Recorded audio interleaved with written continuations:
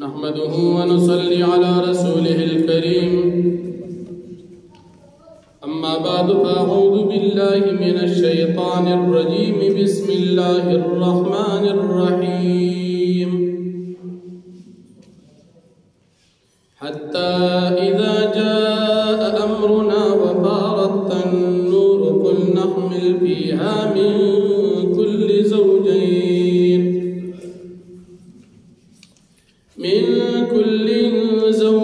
اثنين وأهلك إلا من سبق عليه القول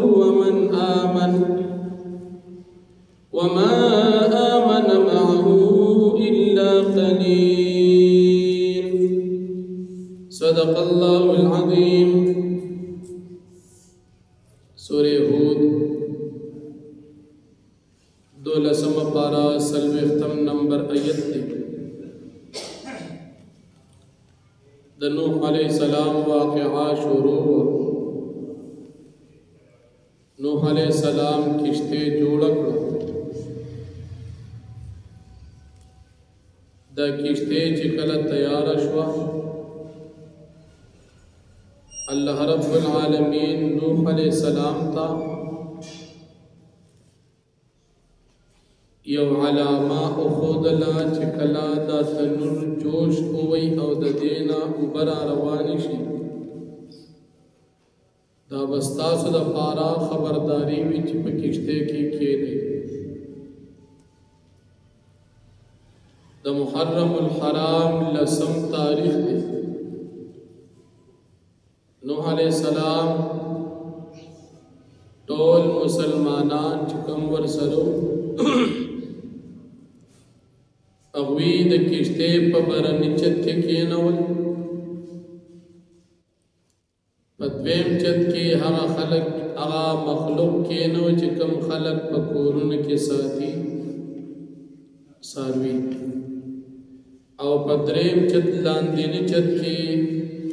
اغا درندگان ساروی داغی جوڑا جوڑا کینول.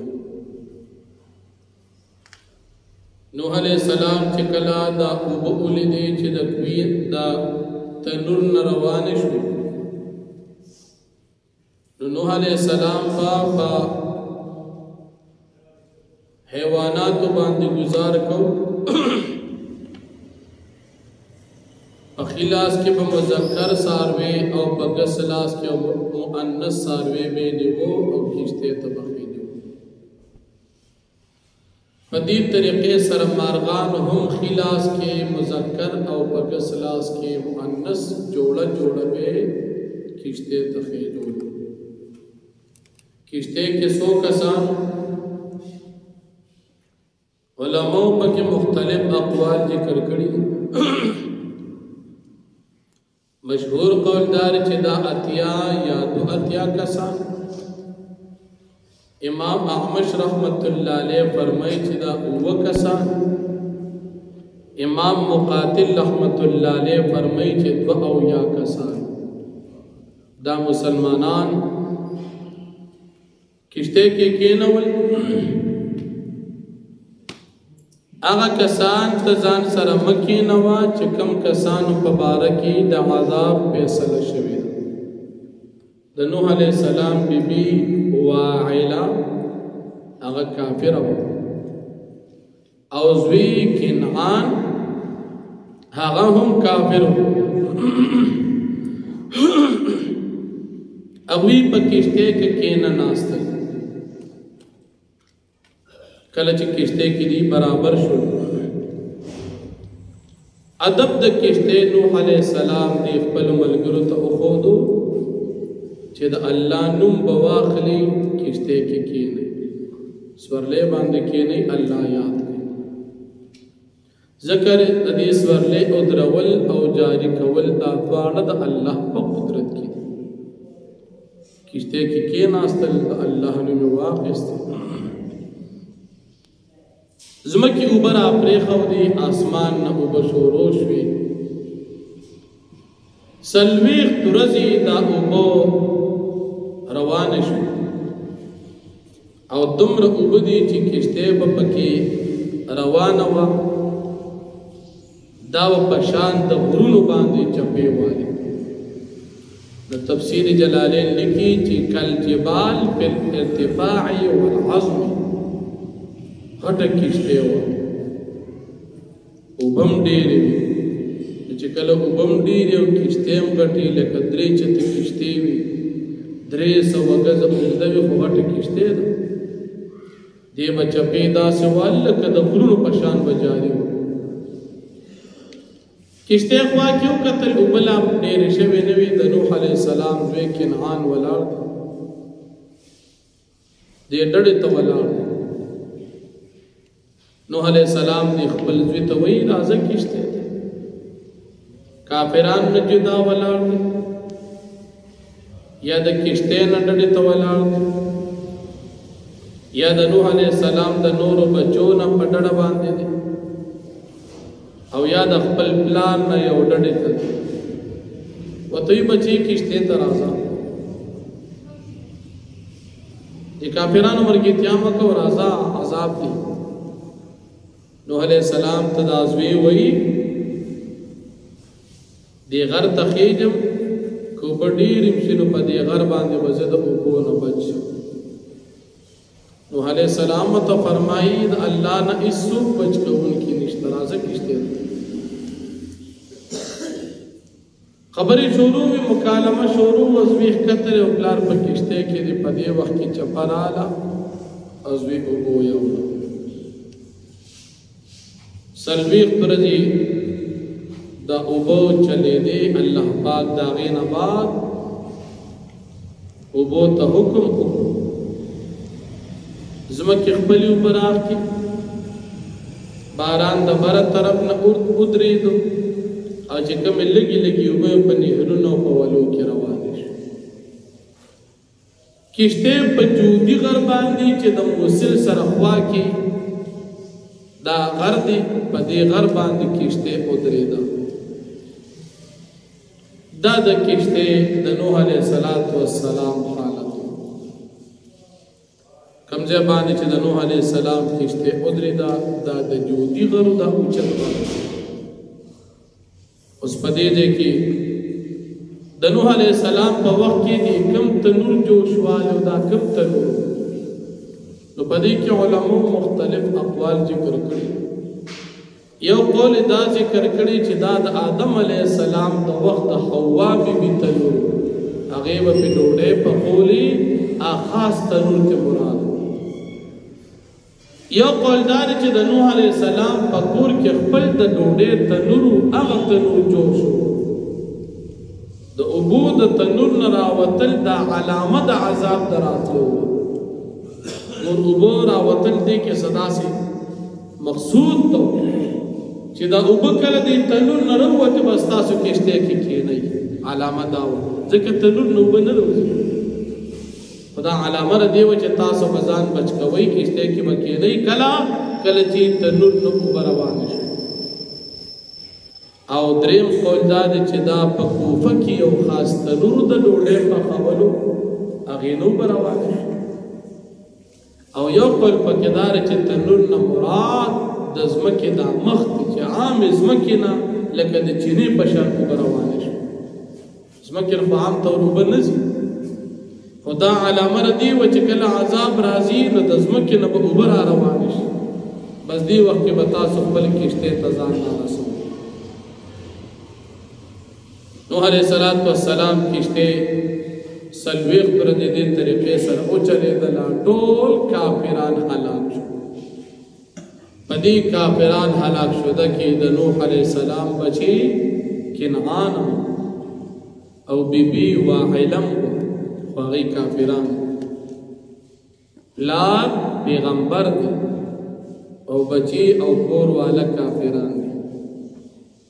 دیتا ایمان نروڑو دو وجه دی رشتی نجات ورنک لار سمر نزدی رشتوی وچی بچی ایمان رو نرو ناغی باندی دی بچ نشو چیزا مافلار خو پیغمبر بی بی سمر نزدی رشتوی وچی ایمان رو نرو دی بچ نکڑ چی دا خاون پیغمبر بی بی ورنک معلومه دا شو چې ایمان په هر سړی خپل خپل وروړي نور په نیکۍ ګناهونو کې سفارشتونه چلیږي خو په ایمان کې سفارش نه چلیږي. لکه د نبی علیه السلام خپل تر د ابو طالب ډېر خدمت یې کړی خو چې ایمان یې راونړل دی په سفارش اوس د جهنم نه بچ کېږي. البته ګناهګاران به قیامت کې به پیغمبران نیکان صالحان سفارش کوي نو د ګناهګار دپاره سفارش چلیږي خو د کافر دپاره نه چلیږي. او دې ځای کې زوی کافر و سفارش کار نشي کولی، کور والا کافر ده نو سفارش دلته نه چلیږي. د ایمان مقصد دی که ایمان یې راوړي نو بیا به م الله جل شانه ورته معافي کړي خو ایمان نو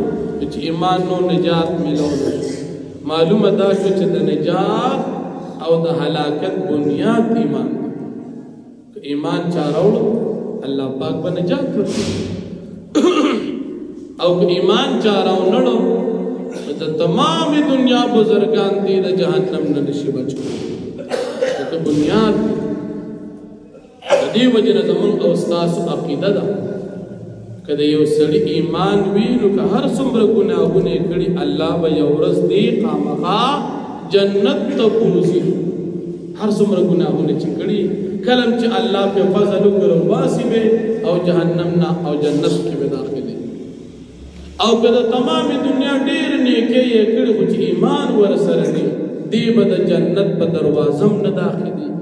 ځکه بنیاد ایمان دی. الله جل شانه دې موږ او تاسو ته په دې خپل ایمان استقامت نصیب کړي. نو په دې آیاتونو کې د نوح علیه السلام دا واقعه ذکر کېږي نو فرمایي حتی اذا جاء امرنا تر دې چې کله راغی زمونږ حکم د هلاکت ته دې قوم د نوح علیه السلام وبارت النور او جوش اخوٹ کی دو تنور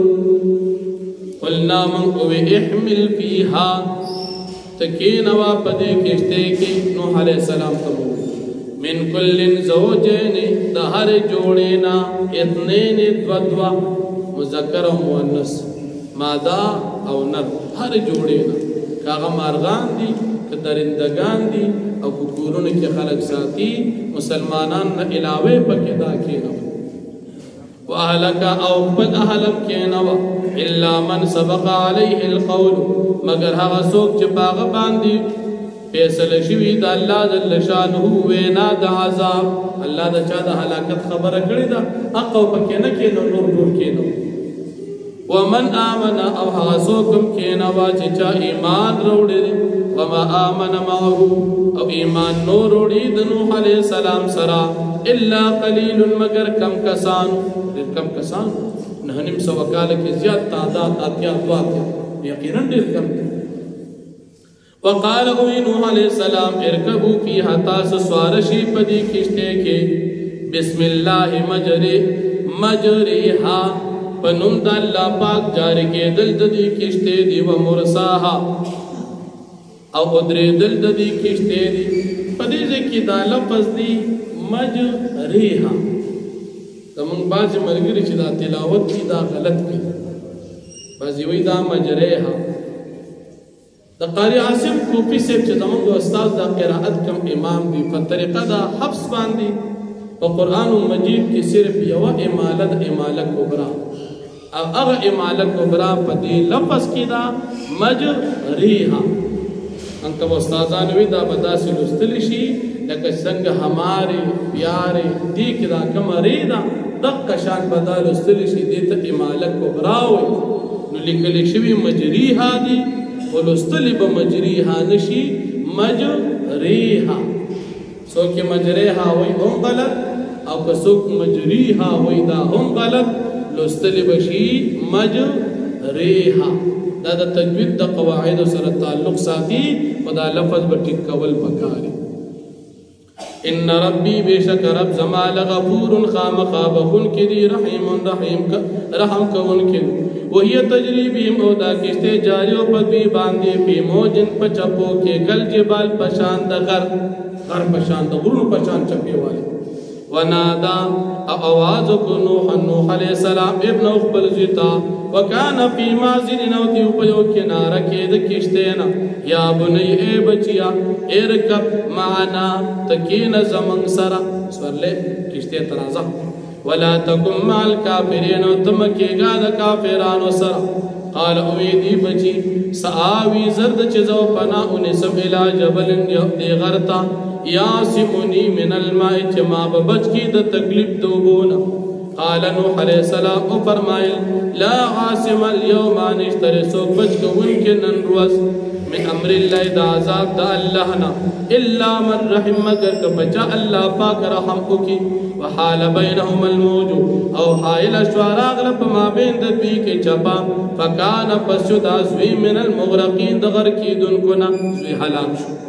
وقیل اویل شو یا ارض بلائی ازمکی تا اچے کما اکیف پلیوبو براکاگا وبدي اسكا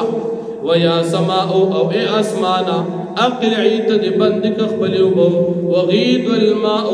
او كمشويوبو مكمل اوچ نشوي كمشوي زكك اوچ شوي بيان خرجت دو ضرورت بيخي وقضي الامر فيصل شكار واستوت على الجودي او قدر دردا كشته بجودي غربان دي وقيل اويل شو بعدا للقوم الظالمين هلاكت دي دا قوم دا پارا چغي ظالمان دي واخذ دعوانا الحمد لله رب العالمين الحمد لله رب